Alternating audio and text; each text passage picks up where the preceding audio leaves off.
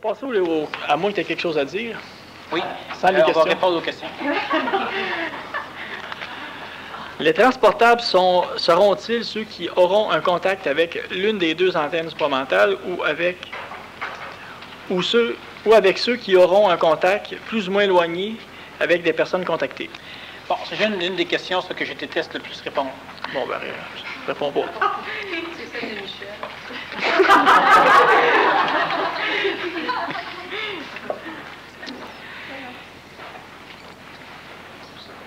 C'est le genre de questions qui m'ont toujours un peu embêté pour la simple raison que, effectivement, les individus qui seront transportables devront nécessairement passer par une des antennes supramentales. Et pourquoi c'est une des réponses qui m'achale le plus? Pour la simple raison que il y a une partie de ce qui me constitue qui ne veut absolument pas être un chemin pour personne. Alors, nécessairement, ça n'aime pas trop ça. La dernière fois, ça avait mal fini. Mais, effectivement, oui, c'est ça.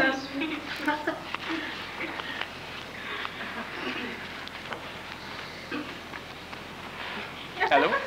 Je me disais, est-ce que tous les chemins mènent à Rome? Non, il mène à Rame maintenant. On me donne un choix à faire. Tous les tests supramentaux donnent des résultats incertains et pourtant la situation est très claire. Ne peut continuer comme elle dure depuis tout ce temps. Pourquoi nous laisser croire qu'il faut changer la situation et quand on sait qu'il faut la changer, faut-il laisser l'événement venir à soi ou aller vers l'événement? Bon, premièrement, le phénomène de la décision qu'on a à prendre, c'est toujours les choses que l'astral nous amène. L'intelligence ne nous demande jamais de prendre de décision. Pour entretenir l'illusion du libre arbitre, pour entretenir l'instabilité astrale, qui nécessairement entretient l'instabilité mentale, parce que l'instabilité astrale brûle de l'énergie, eh bien, l'ego se fait souvent manipuler pour ne pas savoir quoi faire. Il y a beaucoup de personnes qui ne savent pas s'ils doivent changer d'emploi, prendre leur retraite, travailler dans ceci ou dans cela. Il y a énormément d'énergie perdue planétairement, juste par le fait qu'on est là à arrêter à vivre. On ne vit plus, on se pose des questions pour savoir ce que l'on doit faire. Et il nous manque toujours les éléments pour répondre. Quand la personne fait des tests supramentaux, que le test supramental est neutre, ou elle le fait mal, elle peut bien le faire. Si elle le fait bien, c'est simplement parce que l'intelligence n'a rien à voir avec ce qu'elle vit. Ce qu'elle vit, qu'elle aille à droite, qu'elle aille à gauche, fait partie de ce que l'intelligence accepte. Alors, l'intelligence ne durera pas d'aller à gauche ou à droite. Que la personne reste stable ou qu'elle aille d'un bord ou de l'autre, c'est dans le plan. L'individu doit trancher. Et je répète encore une fois, on va économiser énormément d'énergie si on tranche plutôt que si on se laisse trancher à petit feu par l'indécision. Alors, il ne faut pas mélanger. Pourquoi on nous donne l'illusion de pouvoir choisir? C'est l'astral, pour vous têter énergétiquement, pour vous empêcher de continuer à avancer, pour vous leurrer. Les tests supramentaux ne répondent pas, non, ça ne regarde pas l'intelligence supramentale dans ce que vous vivez. Quelle que soit la résultante, ça va. Donc, il n'y a aucun problème. La vérification supramentale est extrêmement fonctionnelle lorsque l'on a fait le choix de l'homme nouveau. Et je ne parle pas d'une personne qui a fait le choix mentalement et qui astralement est toujours du côté de l'homme ancien. Cela fait partie des clés de l'abondance. Des lois qui vont ajuster et diriger l'homme nouveau dans quelques semaines. Alors, la personne doit s'arranger pour trancher d'un bord ou de l'autre, mais l'indécision, on doit la laisser tomber. Alors, elle peut simplement décider qu'elle ne décide pas, puis laisser les choses venir. Les choses peuvent attendre longtemps. Et elle peut aussi trancher d'un bord ou de l'autre, comme j'expliquais à un moment donné. Elle peut prendre 27 cents pour trancher. Et faites-vous-en pas, l'astral va s'arranger pour vous faire croire que le 25 cents, c'est pas correct. Ouais. Pile ou face, j'y vais. Ça tombe sur face, il y a 2 sur 3. On relance, encore face, c'est pas bon, c'est fini. Bon. C'est ça. Uniquement pour nous conserver dans l'indécision. Et ça, c'est mortel. Énergétiquement, c'est vraiment pas fort. Essayez ça, va économiser de l'essence en roulant avec votre automobile, la pédale au plancher, puis le pare-choc à côté, c'est un mur. Allez voir. On va nulle part, mais ça prend de l'énergie. Surtout qu'il va y avoir de moins en moins d'essence disponible. On passe au gaz naturel. Ouais. Existe-t-il quelque chose qui s'appelle l'inévitable porte septienne? Septième? Si oui, c'est quoi? Ça, c'est une question. Pourquoi? Pour qui? Pourquoi? C'est quoi? Pour qui? Pourquoi? Pourquoi? C'est le genre de question comme tu poses, ça? Ouais. Tu passes la fin? Peux-tu commenter?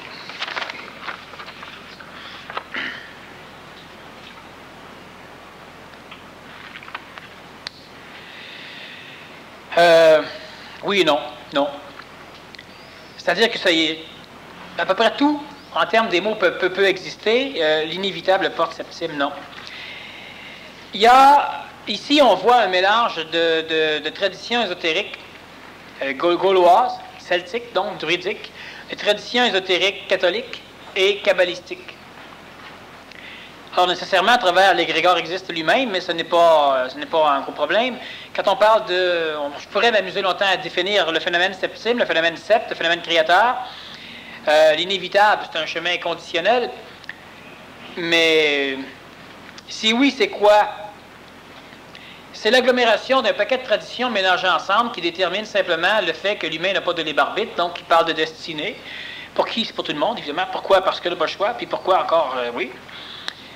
Alors, on pourrait en parler, mais ce n'est pas un sujet qui va énergiser ou qui devrait intéresser. Parce que je reviens encore sur la chose, c'est un mélange de visions de différentes religions qui disent la même chose dans des mots différents et progressivement on crée quelque chose. C'est comme parler de Maitreya, c'est extrêmement intéressant. S'il n'aurait pas de rôle à jouer pour l'avenir, je n'aimerais pas en parler. C'est quoi? Ben, c'est l'agglomération réincarnationnelle de ceux qui sont passés avant et qui ont été des avatars. Mais s'il n'y aurait pas de rôle particulier à jouer, on pourrait en parler longtemps, mais ça ne m'intéresserait pas énergétiquement. Fait que ça, c'est une chose qui est réglée. La guerre au Moyen-Orient est-elle un prémisse à la chute de l'argent?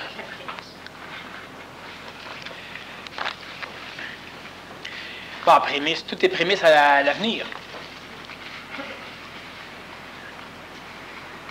Fait que l'avenir dit que l'argent va chuter. Ah ben, à un moment donné, tout ce que l'humain fait présentement va finir par perdre sa valeur. Pourquoi? À cause des dettes que les pays du tiers-monde ont au reste. Les États-Unis ont 200 milliards de dettes extérieures. Le Canada en a 20 ou 30 milliards. L'Irak en avait quelques milliards aussi. Bon, tout le monde a des dettes extérieures. Quand le Mexique a décidé à un moment donné, bon, on fait faillite, on ne vous paye plus, plusieurs milliards de dollars, ça peut mettre en banqueroute la majorité des banques américaines et puis les banques de la communauté économique mondiale. Si les pays, et la majorité des pays du tiers-monde, il a fallu leur prêter de l'argent pour pouvoir conserver une forme d'équilibre, une stabilité au niveau de la finance interne des pays. Alors, si ces pays-là, et à un moment donné, ça va arriver, parce que s'il y a trop de guerre, ils vont carrément décider, écoute, mais on ne paye plus nous autres, t'as qu'à venir chercher ce que tu veux, mais on ne paye pas. Puis tu ne peux pas saisir un pays sous-développé, il n'y a pas grand-chose à ramasser là, à part des bouches à nourrir. Alors, à un moment donné, veut pas, on va se rendre compte que l'argent ne vaudra plus rien. Un peu comme au Pérou. Au Pérou, c'est absolument génial quand tu voyages là-bas, parce que $1 canadien, ça valait 30 000 $, ou 35 000 $ péruviens là-bas. Alors, tu vas à la banque, tu changes 100 $ en petite coupure, puis tu t'en vas avec ton camion. Avec plusieurs millions de dollars dedans. Travailler pour la Brinks là-bas. Ben, la Brinks, plus tard, ça sera des chemins de fer au complet. Transporter la valeur d'un pain.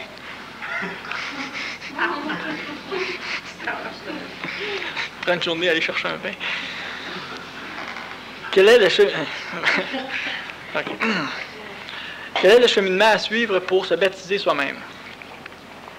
Doit-on inclure dans ce cheminement la fabrication d'un symbole égrégore? Bon, on ne se baptisera pas soi-même.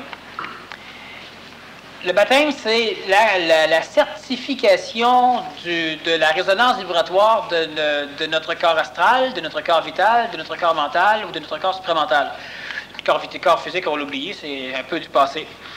Donc, on est capable, on va parvenir à un moment donné, effectivement, énergétiquement, à avoir un nom, sauf qu'il faudra absolument quelqu'un pour le confirmer. Et donc, c'est ce qu'on appelle le baptême. Le baptême, c'est deux choses. Premièrement, c'est une purification de toutes les vieilles traditions, donc du vieux karma qui vous habite.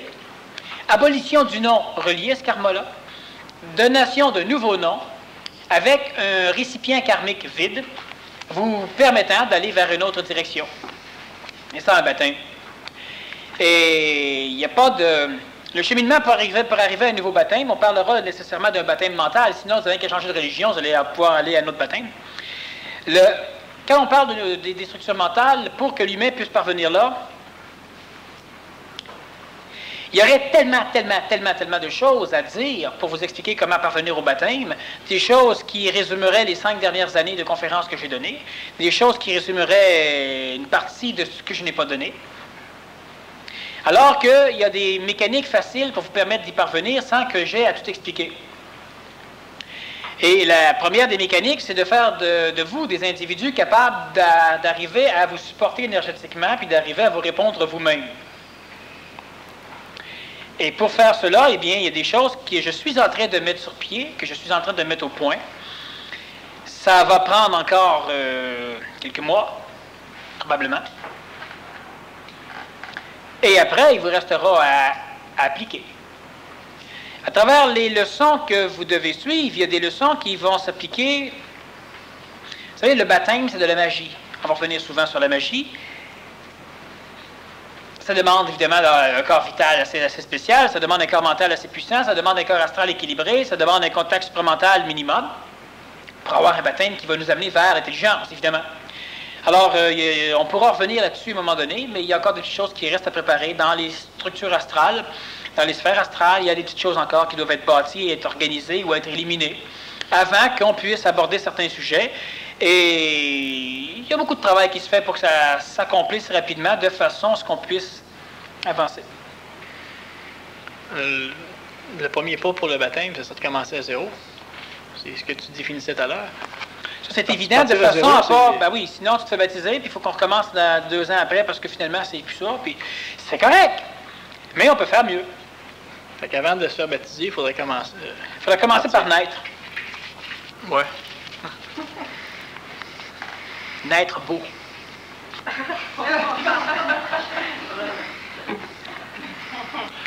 Est-ce qu'il faut obligatoirement exprimer de l'intelligence pour utiliser le simulacre de libre arbitre qui est ou sera possible?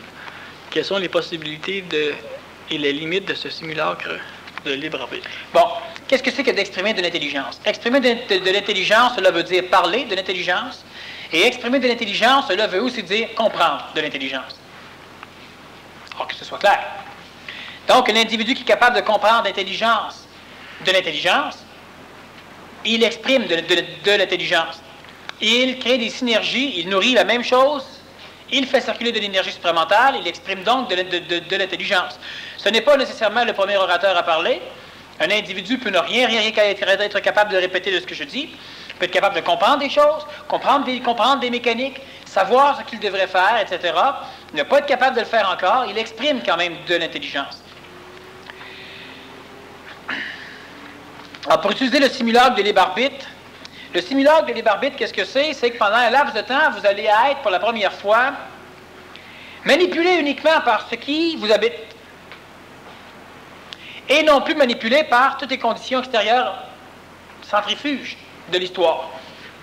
Il va venir un laps de temps où chaque être humain sera tellement plus conscient qu'il a un libre arbitre alors qu'il n'aura pas de libre arbitre, qu'il va se payer le luxe de faire n'importe quoi. C'est ce qui peut engendrer des guerres civiles à l'échelle planétaire. Chacun aura raison, puis pour une fois, dans l'histoire de la 5e race mère, chacun aura l'impression qu'il peut prouver qu'il a raison. Donc, la déstabilité totale des mécaniques archétypales qui faisaient évoluer l'humanité va faire en sorte que chaque ego va à un moment donné avoir l'impression de ne plus être assujetti aux dieux, de ne plus être assujetti aux traditions, d'être indépendant. Il ne sera plus attaché par la force centrifuge. Et simulacre de libre arbitre en ce sens que s'il y a plus d'intelligence chez vous qu'il y aura d'ego, l'intelligence vous amènera du côté de l'intelligence. Puis s'il y a plus d'astral chez vous qu'il y a d'intelligence, l'astral va vous garder du côté de l'astral. Mais pour l'individu, il va se dire, bon ben là, écoute, moi j'en ai ras le bol, puis là, tiens, c'est drôle, c'est comment ça fonctionnait vers où je veux aller, ben j'y vais. Et tout au long de son avancement dans la prochaine année et demie, 2 ans, il aura peut-être l'impression qu'il va se faire fourrer, il va se faire fourrer. Ben, puis plus ça va aller, puis il va se rendre compte que qui s'est fait fourrer. Puis que maintenant, ben, tant qu'à être bien, autant le rester. La bifurcation est déjà accomplie. Certains sont partis, d'autres sont restés là. Tu as déjà dit qu'il sera trop tard quand ils se réveilleront, que ceux qui ont à partir seront partis sans eux-mêmes s'ils s'ils chialent en bas et veulent qu'on les embarque, si tout est décidé, à quoi sert le temps entre ce qui est décidé et le fait que ce soit accompli? Bon, on fait toujours partie de l'évolution du temps. Il faut faire des nuances en certaines choses. Il y a des choses que j'explique, ça regarde surtout le plan supramental. Ça peut être décodé par le plan mental, mais ça ne peut pas être compris par le plan astral. Il y a d'autres choses qu'on explique, ça s'adresse uniquement au plan astral. Ça peut être compris par le plan mental, c'est difficilement acceptable ou décodable ou intelligençable par le plan supramental. Nous sommes l'union entre deux mondes, le plan extraterrestre et le plan terrestre. Lorsque l'on dit que tout est déjà prévu, je répète encore une fois qu'effectivement, c'est prévu qu'il y aura tant d'individus qui feront telle chose, mais on ne sait pas qui. Et surtout, quand on approche de l'alliance entre le plan supramental et le plan humain, où plus ça va se rapprocher, moins on pourra savoir ce qui va venir. Alors, l'intelligence peut dire, j'ai besoin de 400 millions d'éléments. Et les éléments, je vais vous dire qui ils sont. Mais pas le nom, mais ce qu'on devra nommer, l'attitude. L'astral a prévu, et l'astral vous dira qu'il n'y sera pas. Mais l'alliance, ou si vous préférez, le contact entre le plan supramental et le plan astral, va venir changer la vision du plan supramental, pas en termes de nombre, en termes de qualité. Si la qualité ne se trouve pas telle qu'elle sur le plan planétaire ou dans le nombre prescrit, il y aura des adaptations. On peut améliorer aussi ce que le plan supramental avait visualisé, parce qu'il ne connaît pas le monde planétaire, le monde de la mémoire. Le plan astral, lui, aura dit, j'ai tant de milliards d'individus qui n'iront pas. Quand l'intelligence commence à descendre par s'en mêler, il y a beaucoup d'individus qui ont des cerveaux et des systèmes endocriniens qui ne sont pas réveillés, qui ne sont pas réveillables par le plan astral et qui subitement ont commencé à se réveiller par le contact supramental. Et ce n'est pas prévu par l'astral ne sait pas ça. Le plan supramental non plus. Il y a des individus qui sont parfaitement géniaux. On va commencer à les faire monter, puis en les faisant monter, la structure cérébrale va engendrer un contact astralisé qui va grossir l'ego. L'intelligence supramentale ne le sait pas. Elle ne connaît pas la mécanique, l'homme doit l'ajuster.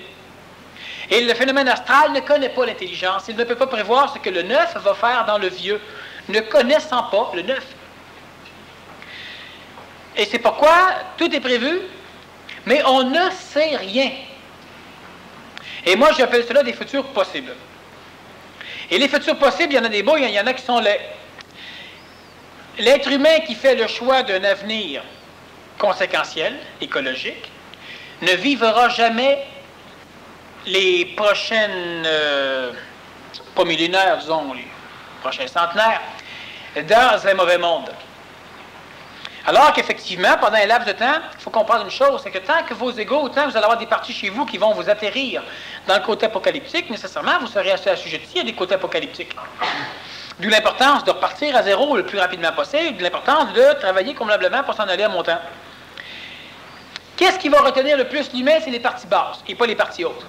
Si on part à zéro, on travaille sur les parties basses. On travaille un peu moins sur les parties hautes. On travaille mauditement mieux, par exemple. Alors, quand je dis que tout est accompli, c'est vrai. Pas pour nous. Cosmiquement, oui. À quoi sert le laps de temps entre les deux? C'est que pour la créature du temps, pour l'homme, rien n'est accompli. Tout est en accomplissement. Tout est en voie d'accomplissement.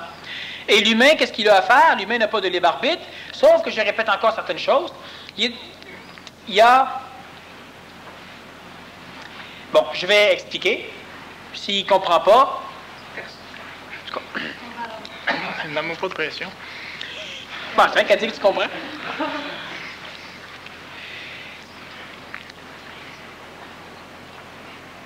L'ego trouve cela inutile. Ce que je vais expliquer. Pas que je vais l'expliquer, mais la mécanique que je vais expliquer. Vous n'avez pas de libre arbitre. Cela veut dire que qu'en venant au séminaire ou à un assistant de conférence comme ceci, ou en faisant le PMC, etc., vous n'accélérerez pas votre évolution. Alors, pourquoi le faire? Parce que justement, vous avez à le faire. Pour ne pas ralentir votre évolution. Oui, mais si je n'ai pas de libre arbitre, vous allez le faire. Alors, l'humain, il se dit, ben oui, mais quoi que je fasse, m'arriver au même résultat. C'est vrai. Puis le quoi que tu vas faire, c'est ce que tu vas faire. C'est vrai aussi. C'est celui qui ne fait pas le séminaire, ou qui évolue pas, ou qui se drogue, il va arriver au même résultat que moi. C'est vrai. Fait que chacun allait me droguer. Non. Chacun son chemin. Cela fait partie du fait qu'on n'a pas de libre arbitre. Tout ce que vous faites présentement n'est pas une perte de temps dans l'attente de. C'est l'accomplissement de. La seule différence qu'il y a, c'est qu'au niveau de la conscience animale, la conscience planétaire, la conscience humaine, il y a des mécaniques qui ne sont pas prévues, quand je dis prévues, qui ne sont pas tenues, qui ne sont pas prises en compte, par l'évolution supramentale ou l'évolution cosmique, qui permettent donc facilement à l'astral de manipuler l'humain, de le faire souffrir, de taper dedans, etc. Mais nous, en tant qu'êtres humains, nous connaissons la mécanique astrale qui fait souffrir l'humain. Nous connaissons la souffrance, nous connaissons la peur, nous connaissons la gêne, l'angoisse, la honte, le trac, etc. Nous connaissons le bonheur qui s'écroule, nous connaissons un paquet de choses. Alors, nous pouvons, nous, gérer cette mécanique qui n'est pas prise en considération par l'intelligence. Nous recevons de l'intelligence, nous pouvons nous servir de l'intelligence pour apprendre à gérer le contexte matériel, et nous pouvons instruire l'intelligence à tenir ça pour quelque chose d'important. Et progressivement, toute notre évolution va changer de forme. Nous irons à la même place d'une autre façon. Quand nous disons que tout est prévu par l'intelligence en ce qui concerne ce qui intéresse l'intelligence. C'est prévu que telle personne va arriver du point A au point B. Dans slotch, dans boîte, maganée, sur un papier sablé, elle va arriver. Alors l'individu qui est sur le papier sablé, il se dit « Ouais, mais pourquoi c'est un papier sablé? Je vois rien d'intelligent là-dedans. » L'intelligence, ça ne s'en mêle pas. Elle, ce qui est intelligent, c'est que du point A, vous arrivez au point B. Elle ne souffre pas que vous soyez tout effrité sur le papier sablé. Oui, mais si elle serait intelligente, vu qu'elle est intelligente, elle ne bouge pas. Elle ne souffre pas que vous soyez effrité sur un papier sablé. Elle ne connaît pas la vie de l'homme. Alors, à un moment donné, on devra, nous, qui sommes sur le papier sablé, prendre de l'intelligence pour transformer le papier sablé en papier glissant. Il y a beaucoup de techniques. On envoie les martyrs avant, ils vont user le papier. Bon, c'est une bonne technique. Mais le chemin est long. Souvent, le martyr est usé avant du papier. Mais est-ce que c'est prévu qui va arriver? Non, pas en termes de nom. Il faut faire attention. C'est prévu que, je donne un exemple, c'est prévu que telle personne, on va dire, Gare. C'est prévu que Gare va arriver. Qui est Gare? Je peux tout te le définir. Qui il était il y a 2000 ans? Aucune idée. C'est un humain. C'est celui qui va arriver. Ouais. On sait qui, puis on sait combien. OK. Mais personne, c'est moi, Gare. Ça se peut. Une 25 qui vient de dire ça. Pas de problème. L'intelligence, ça s'en fout. L'intelligence, ça s'en balance parce que Gare va être là au bon moment. Il va aller se garer. Mais, et sous le contexte planétaire, l'humain se dit, oui, mais Gare est déjà défini parce qu'on peut tout connaître, la mécanique, la génétique, l'évolution de l'humanité, les manipulations astrales, on connaît tout. Oui, sauf que où il y a un problème, c'est que tout ce qu'on a prévu ne prévoit pas l'intervention de l'intelligence. Alors, tout ce qui est prévu devient faux. Et le Nazaréen était un de ceux qui a mieux exprimé la chose en disant « Les premiers seront les derniers ». Il parlait nécessairement aux pharisiens et aux sadducéens. Ceux qui croient être les meilleurs, faites attention, ce n'est pas nécessairement ceux qui croient être les meilleurs qui sont les meilleurs. Les derniers, ce n'est pas les derniers arrivés. C'est ceux qui, du point de vue des meilleurs, quand ils regardent en bas, regarde, tu as vu le cave là-bas, c'est un petit dernier, ça, c'est la lie de la société humaine, mais à travers ces derniers-là, au niveau de la vision snob, il y a plusieurs là-dedans qui font partie des premiers. Autre chose, il a dit que l'intelligence, ou le Christ, comme vous voulez, arrivera chez vous lorsque vous y en attendrez le moins. Il viendra comme un voleur et emportera ce qui lui appartient.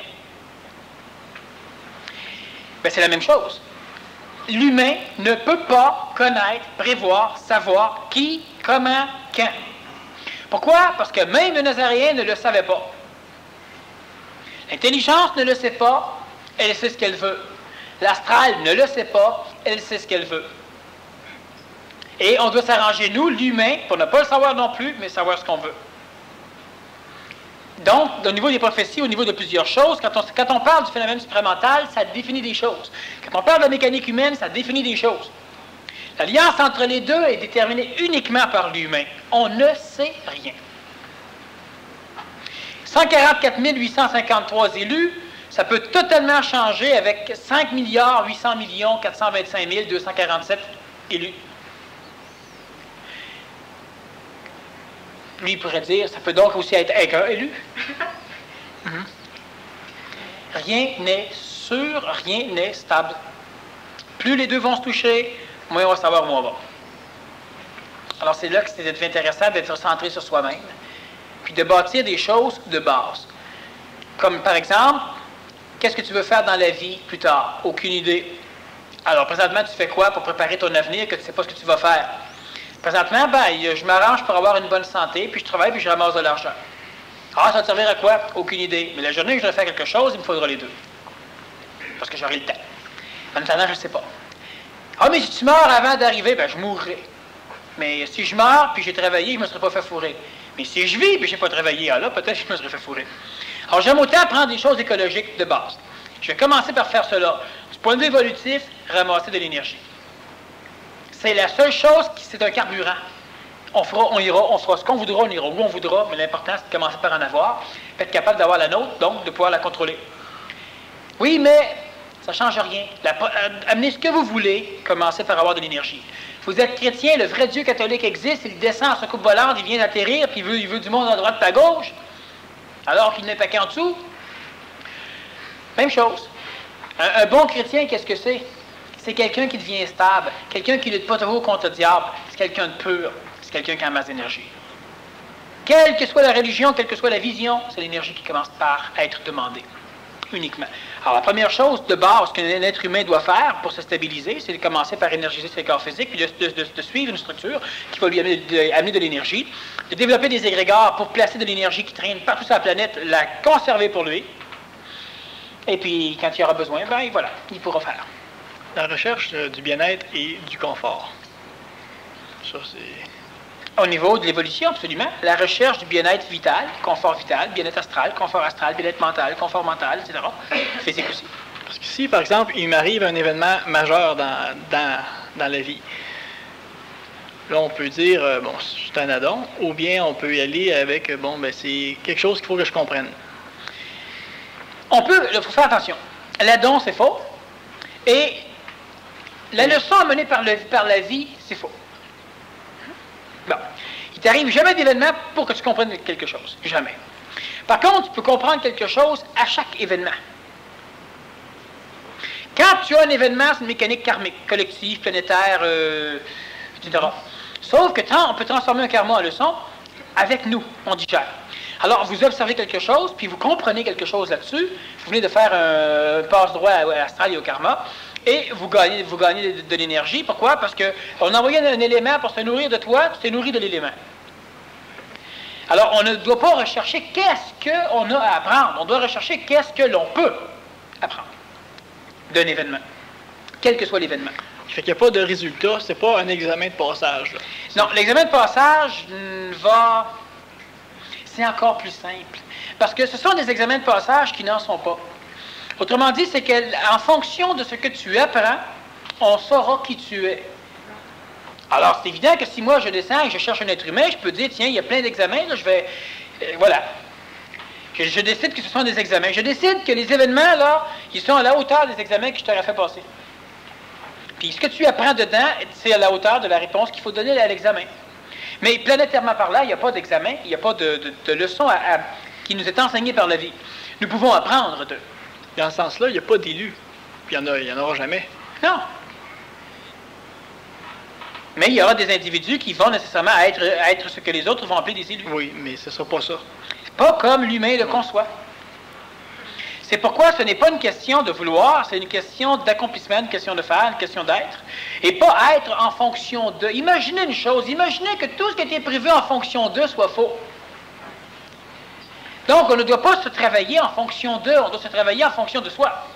Le PMC, quand on donnait la première structure PMC 2, qui prochainement va être le PMC 1, on disait que le PMC, il préparait l'humain à survivre et à vivre d'une bonne façon en cas de guerre nucléaire globale, en cas de conflit militaire armé majeur, en cas de cataclysme et tremblement de terre, ouragan, épidémie à l'échelle du Canada, en cas de paix planétaire mondiale, en cas d'intervention extraterrestre, en cas où le régime actuel ne changerait pas, et il prépare l'humain à vivre. C'est tout. Et ça a de gros avantages, mais nécessairement, ça manque de poivre et de sel pour certains qui se disent « Oui, mais il n'y a pas de motivation. » Tu sais, si ça serait pour fuir en soucoupe volante, au moins on serait motivé. Il n'y a pas une race intelligente qui aimerait ramasser du monde de même.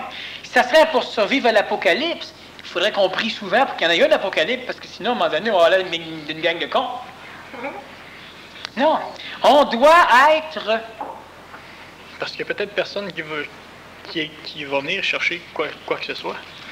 Moi, je sais des choses, mais je sais beaucoup de choses. Choses que je sais. Qu'est-ce que tu sais à propos de ce que tu sais? Des choses que c'est pas encore le temps qu'on parle.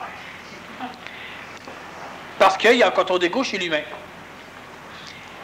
Et c'est des choses qu'on va aborder à un moment donné, mais présentement, je suis dans une phase, je le suis depuis un grand bout de temps, mais je suis dans une phase où je peux l'exprimer plus facilement. Une phase où on doit... ça s'en vient. Prochainement, je pourrais le dire clairement. Une phase où on ne joue plus. Voilà. Et dans une phase où on ne joue plus, c'est une phase où moi, je deviens de plus en plus dur. Ce que je veux dire par dur, ça veut dire transparent. Moins diplomate. Alors, je me tairai. Je serai moins diplomate, c'est-à-dire que je serai capable d'exprimer à un individu des choses qu'il doit savoir en fonction du maximum de ce qu'il est énergétiquement. Je ne m'ajusterai plus à des petites parties chez lui. Ni à l'humain, ni à qui que ce soit. Et nécessairement, au niveau des structures évolutives, j'ai descendu sur la planète Terre énormément d'énergie, en paroles, en livres, en utopie, en technique, en cours, en façon d'avancer. Et j'ai toujours été manipulé par ma trop grande amitié avec le règne humain. Cela veut dire quoi? Cela veut dire que il y a toujours un temps où on est appelé à essayer de, qu'on le veuille ou non pas de supporter le fardeau des autres, de supporter le fardeau des autres, jamais de la vie, mais de ne pas trop leur en donner de plus. La problématique, c'est qu'avec certains individus, plus un individu est près de moi, plus je le reconnais énergétiquement à sa juste valeur, et moins je le ménage. Plus je peux être direct, on pourrait dire violent avec lui. C'est-à-dire qu'en réalité, je suis plus pur avec lui. Et plus ça va, plus tous les individus qui s'approcheront de moi devront en subir les conséquences, c'est-à-dire que je ne pourrai plus m'arranger de temps en temps pour leur donner des petits repos quand ça... Bon. Pourquoi? Parce qu'il vient un temps où la finalité de certaines choses est prête et on doit procéder. Il y a énormément d'individus qui sont beaucoup plus près qu'ils l'étaient il y a 1 an, il y a 6 mois, il y a 2 ans, il y a 3 ans, il y a 4 ans. Et on en arrive à un point présentement où c'est le temps de faire des choses, et si on les fait totalement bien, dans l'ordre des choses, ou on ne les fait pas. Et si on ne les fait pas, cela veut simplement dire que moi, je les ferai quand même, avec d'autres individus, mais je ne pourrai pas travailler avec des individus qui exigeront ou m'en diront la possibilité de sauter des étapes qu'ils ont peut-être de besoin. Et quand je parle de sauter des étapes, je ne veux pas dire qu'une étape est importante, mais pas la longueur de l'étape. Alors pour une personne, ça lui prend 2 ans à faire une étape, une autre personne, elle arrive, elle dit « Ah, moi, là, j'ai pas besoin de ça. » Ben écoute, c'est pas besoin de ça. Nage un peu que je te regarde aller quand même, il n'y a rien à faire. L'individu qui est capable de passer l'étape dans 30 secondes, il la passera l'étape. Mais il ne sautera pas par-dessus l'étape, il aura quand même passé l'étape. Il y a énormément de choses, comme il y a des réponses que je peux donner, qui ne peuvent pas être données tant que l'humain n'est pas prêt à les recevoir. Et qu'est-ce que ça veut dire? Ça ne veut pas dire que l'humain n'est pas assez intelligent. Ça veut dire que l'humain n'applique pas suffisamment ce qu'il a déjà reçu. De ce fait, il y a totalement inutilité énergétique de communiquer encore des choses pour aller continuer à enterrer simplement les vieux papiers qui devraient aller fouiller dans le fond du tiroir. Il doit commencer à virer son tiroir de bord et reprendre certaines choses. Alors, il y a de plus en plus cette mécanique qui va faire en sorte qu'il y a des choses où je deviendrai de plus en plus intransigeant, c'est-à-dire que je ne pourrai pas être diplomate là-dessus. Entre ce qui doit être fait et ce qui ne doit pas être fait, il n'y aura pas de demi-mesure. Et plus ça va aller, plus je serai comme ça. Je pourrai m'adresser au plan astral d'une façon astrale, au plan vital d'une façon vitale, il n'y aura aucun problème. Mais pour les individus qui méritent Pas parce qu'ils ont forcé pour. Les individus qui ont l'expression énergétique d'individus mutables, qui sont capables d'avoir une conscience suffisamment individuelle, bon, qui parviendront par la suite à être totalement individuels, eh bien, ceux-là, je ne pourrai plus, dans quelques temps, leur faire de cadeau. Alors, ça va être assez simple. Il y a des individus qui vont... Les égaux pourront s'en servir pour dire « Ouais, mais c'est chien. » Et puis, ça ne me dérangera plus. Et en plus, je pourrais mordre. Ça commence quand? Alors, pour certains, c'est déjà commencé. Ah bon? Ah, il y a assez de questions à poser. Vas-y. Oh oui, je suis assez. Oui, sur le papier. OK. Obligé? Non. Vas-y, pose des questions sur le papier. Jusqu'où va le non libre arbitre? Chez les hindous, ce mot n'existe même pas. Est-ce au point qu'on ne prend jamais une mauvaise décision ou au point qu'une initiation est le fait qu'on n'a pas le choix? Est-ce que pour un film... Est-ce que c'est comme pour dans un film, on n'a pas le choix? Quand tu écoutes le film, tu peux pas changer. Bon, les hindous... Bon, c'est plus ou moins cela. C'est bon. Effectivement, on ne prend jamais de mauvaise décision. C'est totalement vrai. On peut souffrir toute notre vie de décision, mais ce n'était pas une mauvaise décision. On peut être heureux toute notre vie d'une décision. Ce n'était pas une mauvaise décision non plus. Cosmiquement, on ne prend pas de mauvaise décision. Puis celui qui engendre la mécanique du fait qu'on n'a pas de libre arbitre sait très bien qu'on ne souffre pas. Pourquoi? Parce que lui ne souffre pas non plus. Toutes les souffrances que vous avez connues sont mémorielles. Vous ne les souffrez même plus. Et chaque fois que vous la souffrez, elle est mémorielle immédiatement. On ne la souffre même pas en réalité. Vu qu'on est une créature du temps, une créature de mémoire, on l'enregistre et on croit la conserver. Et pour les intelligences ou pour la structure qui manipule l'humanité, elle était instantanée. Elle ne peut pas connaître la mécanique. Effectivement, on ne prend pas de mauvaises décisions. Jamais. On ne prend même pas de décision. Bon. Mais il y a des choses qui vont être trop longues à expliquer maintenant. Probablement qu'on pourra revenir là-dessus, peut-être lors de la prochaine conférence, sur la différence entre le libre arbitre et la liberté dans la conscience. Parce que ça aussi, c'est quelque chose que la majorité des égaux n'arrivent pas à comprendre, c'est que les mentales humains ne sont pas encore suffisamment énergisés pour arriver à retenir. Des fois, on comprend, puis 2 heures après, comme j'explique souvent, vous connaissez tout le fait qu'on n'a pas de libre arbitre, puis tout le monde continue à agir comme s'il n'avait un, parce qu'ils n'ont pas l'énergie pour être capable de se rappeler énergétiquement la vision qu'ils ont à un moment donné. Et ça fait partie de phases initiatiques, mais ça fait aussi partie de phases structurales où on cumule de l'énergie. Bon, il y a le non-libre arbitre à cause que je suis entouré de... tous les événements sont tous des murs, fait que je ne peux pas y traverser. Mais est-ce qu'il y a un non-libre arbitre en rapport... Non, c'est... Bon, je vais quand même le demander. En rapport avec... Chaque molécule de ton corps n'a pas de libre arbitre.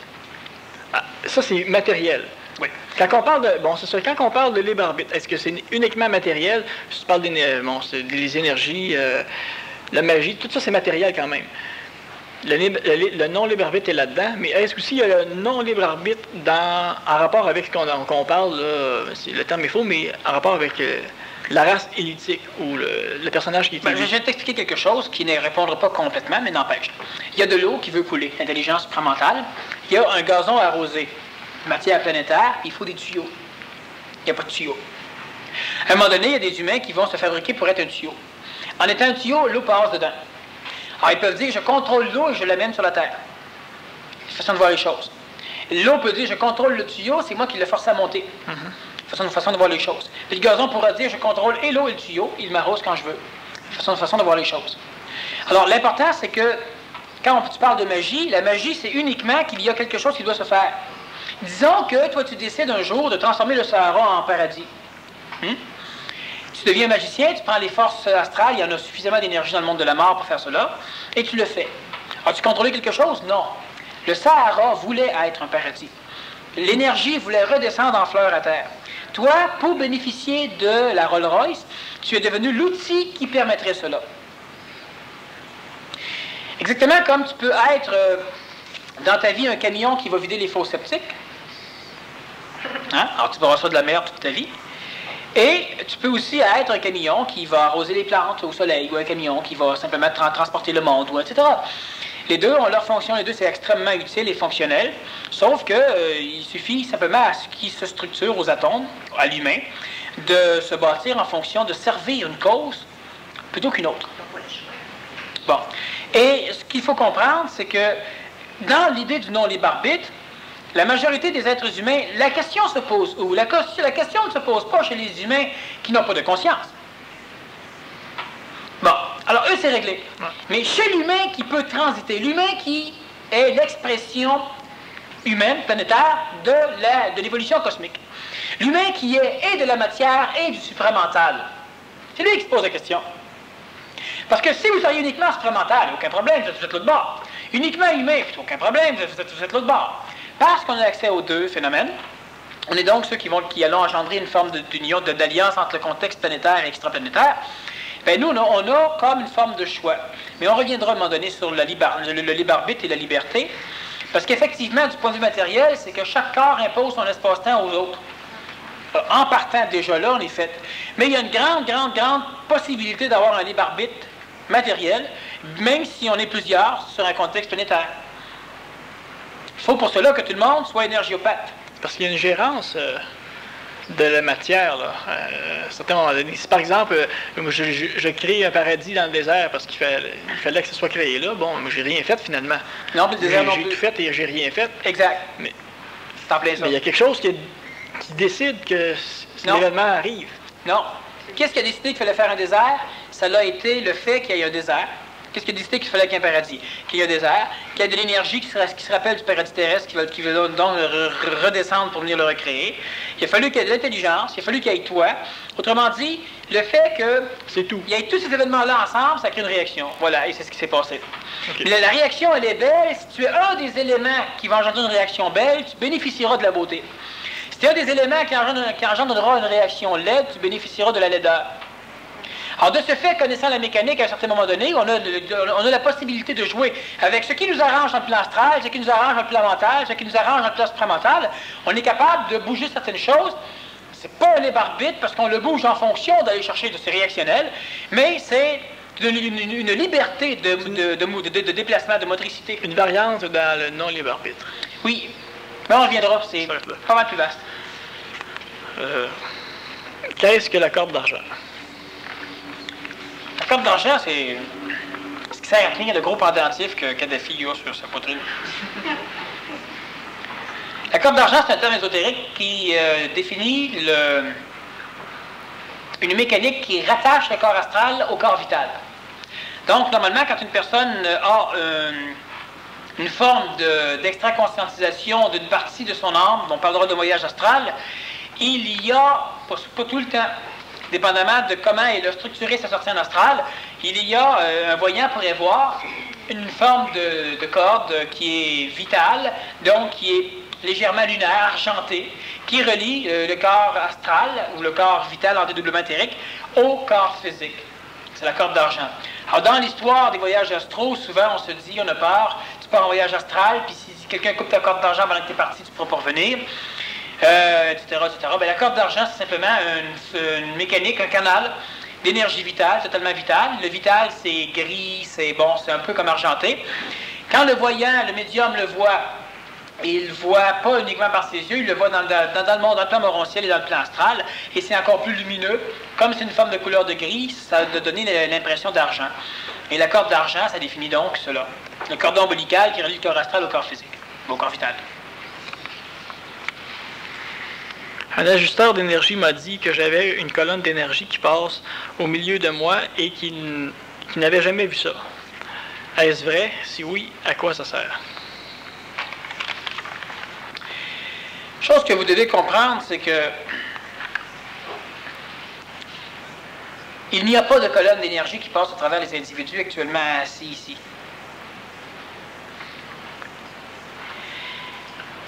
De temps en temps, l'humain a la capacité consciente, ça se développe consciemment, de se juxtaposer à des futurs possibles. Se juxtaposant à des futurs possibles, c'est évident qu'un individu qui a la capacité de voir certaines choses ou de vibrer certaines choses peut voir des choses que l'individu en question ne voit même pas. On ne peut pas dire à quelqu'un « tu es extraordinairement intelligent, mais tu ne le sais pas ». Ce que l'on vient de dire, c'est que dans un avenir, tu seras extrêmement intelligent, présentement, tu ne l'es pas. C'est plus ajusté. Parce qu'on peut voir tous les individus en même temps dans une lignée, et qu'on les mélange, on voit des choses. C'est ce qui explique que de temps en temps, on se fait dire des choses comme ça, qui ne sont pas actuellement dans la réalité. Ce n'est pas actuel. La question n'est pas de savoir qui je suis, mais de savoir que je suis. La conscience m'enlève l'idée d'être moi. J'ai l'impression d'être non-né et immortel. Ça me fait rire. La question qui reste est, qu'est-ce que le je conscient fait à exister? OK, ici, on a une vision d'une personne qui a évolué un peu d'une façon fragmentaire, comme je l'expliquais tout à l'heure. C'est le problème de probablement toute l'humanité. La personne, elle a encore ici une vision à un certain niveau, mélanger une vision à un autre niveau, mélanger une vision à un autre niveau, avec un rire à un niveau, etc. Quand on en est ici, ce sont ceux qui mentalisent à un moment donné, pas tous, ceux qui mentalisent à un moment donné qui commencent à souffrir, c'est quand ils sont rendus à un niveau comme ça ici, où ils ont plusieurs impressions en même temps, qui leur amènent une forme de philosophie mentale intéressante, qui arrivent à un moment donné à un court-circuitage. On n'en sort plus. Et il y a une forme de souffrance non souffrante. Une souffrance qui fait rire, alors qu'on ne rit pas, mais on rit pas. Tout est mélangé. L'individu, il a besoin d'un peu d'énergie pour pouvoir, à un moment donné, séparer les plans. La question n'est pas de savoir qui je suis, mais de savoir que je suis. Oui et non. Parce que c'est la même chose. Je suis... Bon, la conscience m'enlève l'idée d'être moi. Oui. J'ai l'impression d'être non-né et immortel. C'est évident. Mais dans une autre vision et dans un autre plan. Parce que dans le plan du que je suis, peut être facilement mortel. Ça me fait rire. C'est intéressant. La question qui reste est, qu'est-ce que le conscient fait à exister? Bien, le conscient, c'est dans le conscient. L'ego demande qu'est-ce que le conscient fait. Une fois que l'ego a un peu de nouvelles, le mental s'en est mêlé un petit peu. Il y a une perception supramentale. Il y a plusieurs choses comme ça qui se mélangent. On peut s'amuser comme ça ici, mais il faut faire extrêmement attention pour ne jamais se prendre au sérieux dans cette forme de mentalisation, philosophie mentale, parce que quand ça commence à court-circuiter, ça commence à être assez pénible. Les MTS, normalement, découlent de mentalisation puissante. Ça ne veut pas dire que toutes les personnes deviennent MTS parce qu'ils mentalisent à un moment donné. Mais comme la question qui est ici, c'est un dialogue intéressant entre un paquet de plans du même individu, sans cohérence. Se peut-il qu'énergétiquement, certaines personnes soient prêtes pour un égrégore, mais n'y soient pas, et pourquoi? C'est évident, et pourquoi elles n'y sont pas? C'est parce qu'elles n'ont pas été appelées à un moment donné, puis à un moment donné, tout ce qu'elles ont à faire, c'est de s'arranger pour être dedans, si elles ont à être dedans. Quand on parle d'égrégores, il faut faire attention, il y a beaucoup de parties de vous qui êtes déjà associées à des égrégores. Les égrégores supramentaux astralisés, donc les égrégores supramentaux dans l'astral, ça reste de l'énergie astrale pure, mémorisée quand même, dans le contexte planétaire. D'autres au niveau mental, d'autres au niveau astral. Consciemment, à un moment donné, vous aurez des clés, vous pourrez aller chercher des clés, vous pourrez apprendre des choses, vous pourrez apprendre à contrôler et à manipuler. Mais évidemment, c'est comme n'importe quel phénomène, c'est uniquement quand on applique que ça fonctionne. Pourquoi les compagnies ne fonctionnent pas? Je parle des compagnies que tu parlais tout à l'heure. Et quelle est l'intelligence? Quelle en est l'intelligence?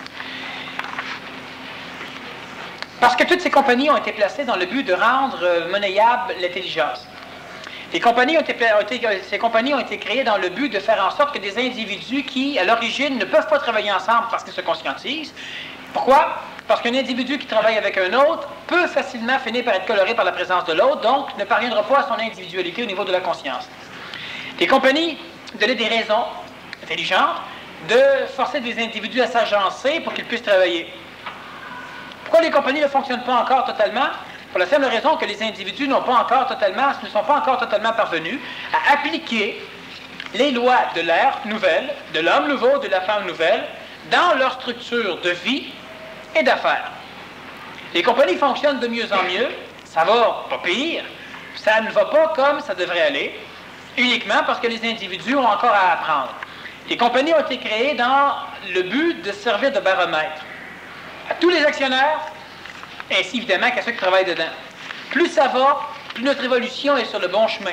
Moins ça va, plus il y a de choses à vérifier et à corriger. C'est un baromètre. C'est pour quand la belle température? Je vais demander au météorologue. C'est pour toi?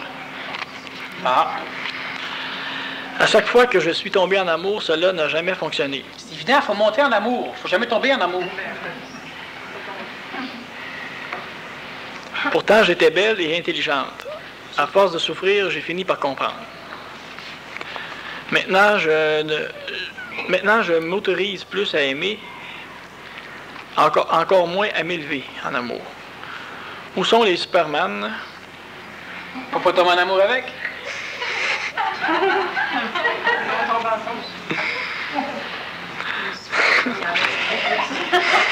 J'avais déjà vu le film Superman à un moment donné où il est en amour avec la belle Dulcinée, puis il finit même par abdiquer totalement sa capacité de Superman pour être à l'amour humain. C'est pas 2 secondes après, c'est qu'on s'engueule par un gars dans un restaurant. Après ça, l'humanité est en train de pourrir, fait qu'il décide de. Il a le choix, ou il redevient ce qu'il était, tant pis pour l'autre, ou bien là, il reste humain, puis on meurt tous ensemble. Ben c'est ça, il tombe en amour avec un Superman, le Superman, il va tomber avec vous autres. Ils sont rarissimes. Oh, ils sont raris même. Rarissimes. Et clairsemés est loin d'être disponible. Le clairsemé, c'est vrai.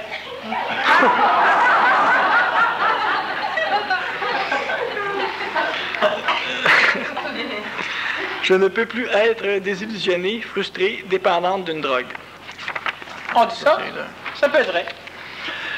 Je vibre à l'énergiopathie, mais je ne veux pas être absorbé par une inégalité de force énergétique. Alors je résiste et je me mets au neutre. Ce que l'on peut ressentir lors d'une descente d'énergie, est-ce analogue à ce que l'on peut ressentir en énergiopathie? Ça, c'est la question. C'est pas analogue, ça ressemble évidemment, sauf que l'énergiopathie est nécessairement une descente d'énergie synergisée par le contact avec une autre personne qui reçoit aussi de l'énergie. Ce que la personne dit, ce que la personne fait, c'est logique aussi. J'expliquais de la conférence de vendredi dernier, une sexualité sans corps physique, qu'il y a quand même plusieurs personnes qui sont sur le neutre présentement et les inhibitions ainsi que la guerre contre les égrégores qui les manipulent fait en sorte qu'ils n'arrivent pas à transparaître suffisamment pour être reconnus par d'autres. Tout ce qu'on a à faire, c'est de prendre patience un peu. Et à un moment donné, il y aura des individus qui vont commencer à pouvoir énergiopathiser ensemble. Pas nécessairement créant des couples. Ce n'est pas nécessaire. Alors, encore une fois, ça fait partie des choses qu'il faut attendre. Vous savez, il y a un point à un moment donné où on ne connaît rien. Il y a un point où on connaît un peu, on peut en parler. Il y a un point où on est juste en train de changer. Là, il n'y a plus rien à dire, on doit simplement attendre que ça change. Puis quand on a changé, là, maintenant, on peut dire d'autres choses. Alors, pour beaucoup de personnes, tout ce qu'il faut, c'est encore patience. En attendant, vous travaillez sur vous.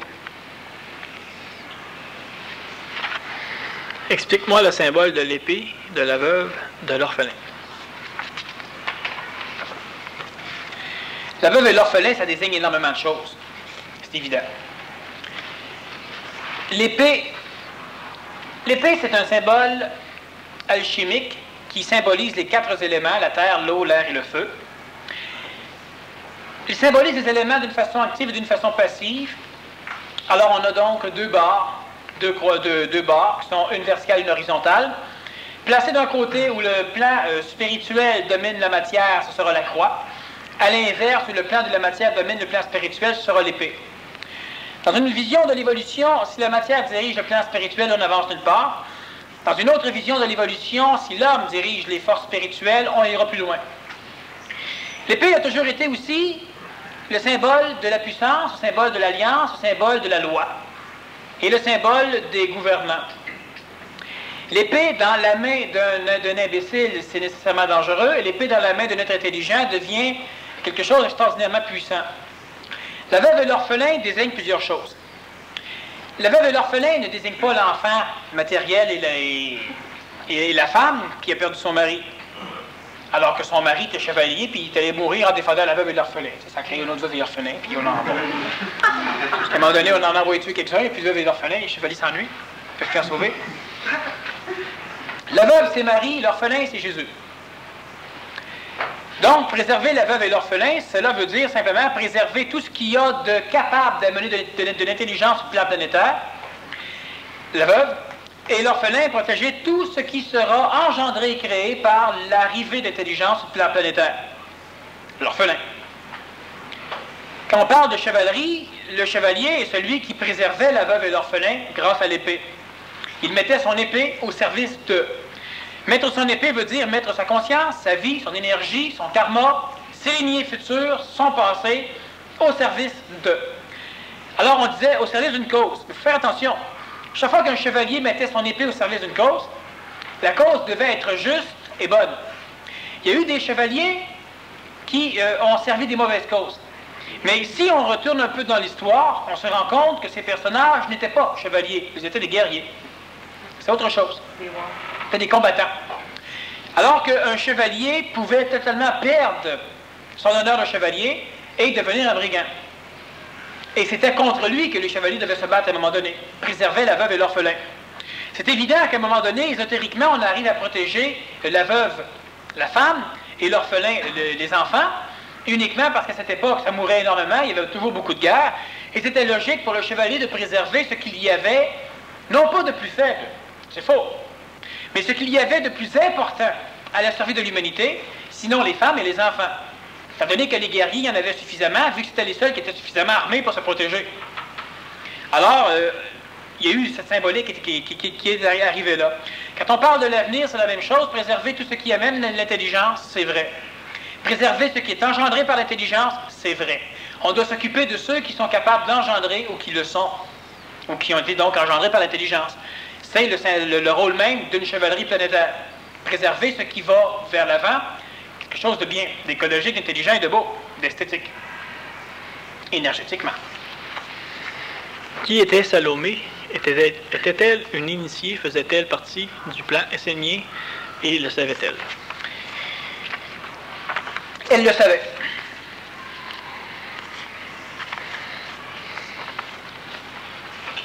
Mais qui elle était? Une personne extrêmement puissante qui a des tendances à vouloir revenir atterrir au Québec ces temps-ci. Elle a travaillé avec un Melchisédek, elle a travaillé avec certains alchimistes. C'est une personne... on n'en a pas parlé beaucoup dans les traditions, mais dans les traditions ésotériques un peu plus, parce qu'elle est reconnue un peu. Mais... est-ce que c'était une sorcière? À l'époque, tout le monde était un peu sorcier ou sorcière. C'était une sorcière, sauf qu'elle était... C'était une mage. Sauf qu'on dit sorcière. Elle a aussi été alchimiste, mais on dit sorcière. Par rapport à quoi? Par rapport à l'époque, elle était blanche. Par rapport à 2 ans après, elle était noire. C'est évolué vite dans ce temps-là. 2 ans de plus que 500 ans. Ah, OK. Comment fait-on pour ne plus réincarner les mémoires de nos ancêtres, de notre famille et parenté? Bon, alors je vais être extrêmement plate, mais ça va sauver beaucoup de temps. Au mois de septembre ou octobre, une conférence qui porte uniquement là-dessus, une conférence du vendredi, sur justement la réincarnation de nos parents. Les billets disponibles? Non, pas encore, mais vu qu'on va en parler pendant 1 heure, plus les périodes de questions, c'est beaucoup plus... Qui sont les êtres noirs qui apparaissent dans les maisons et que nous veulent-ils? Bon, ces êtres noirs-là apparaissent pas dans les maisons, mais apparaissent dans certaines rares maisons. Ce sont...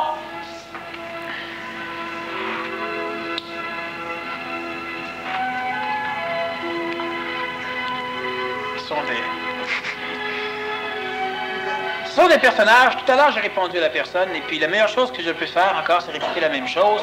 Présentement, tout ce qu'il faut faire, c'est de ne pas avoir peur.